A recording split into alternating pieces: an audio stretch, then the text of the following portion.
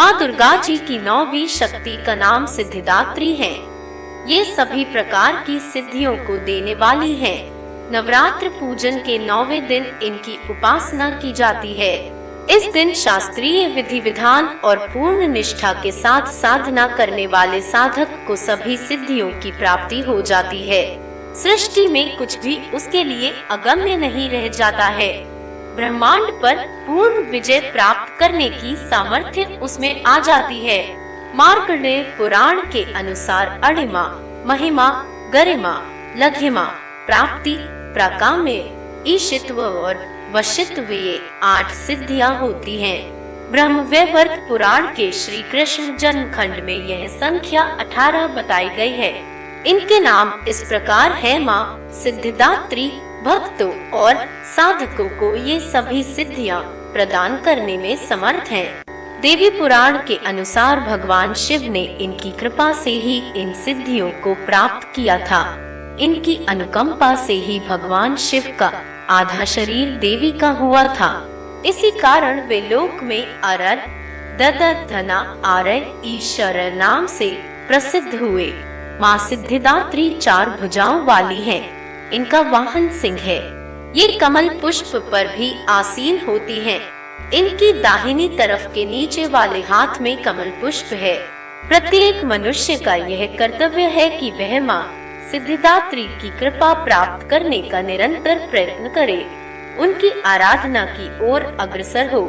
इनकी कृपा से अनंत दुख रूप संसार से निर्लिप्त रहकर सारे सुखों का भोग करता हुआ वह मोक्ष को प्राप्त कर सकता है। नवदुर्गाओं में माँ सिद्धिदात्री अंतिम है। अन्य 8 दुर्गाओं की पूजा उपासना शास्त्रीय विधि विधान के अनुसार करते हुए भक्त दुर्गा पूजा के 9वें दिन इनकी उपासना में प्रवृत्त होते हैं।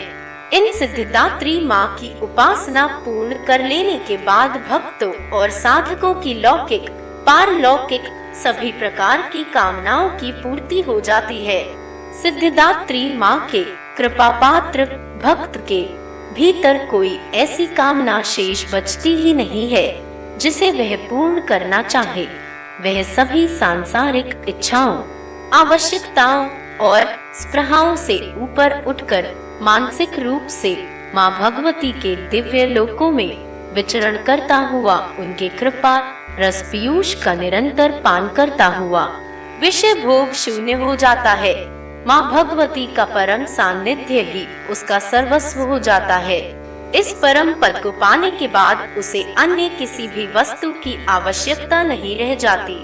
माँ के चरणों का यह सानिध्य प्राप्त करने के लिए भक्त को निरंतर नियमनिष्ठ रहकर उनकी उपासना करने का नियम कहा गया है। ऐसा माना गया है कि माँ भगवती का स्मरण, ध्यान, पूजन हमें इस संसार की असारता का बोध कराते हुए वास्तविक परम शांतिदायक अमृत पद की ओर ले जाने वाला है। विश्वास किया जाता है कि इनकी आराधना से भक्त को अणिमा, लघिमा, प्राप्ति, प्राकाम्य, महिमा, ईशित्व, सर्व कामावसायता, दूर श्रवण, परकामा प्रवेश, वाक् सिद्ध, अमृतत्व भावना, सिद्धि आदि समस्त सिद्धियों नवनिधियों की प्राप्ति होती है। ऐसा कहा गया है कि यदि कोई इतना कठिन तप न कर सके तो अपनी शक्ति अनुसार जब तप, पूजा अर्चना कर माँ की कृपा का पात्र बन सकता ही है। माँ की आराधना के लिए इस श्लोक का प्रयोग होता है।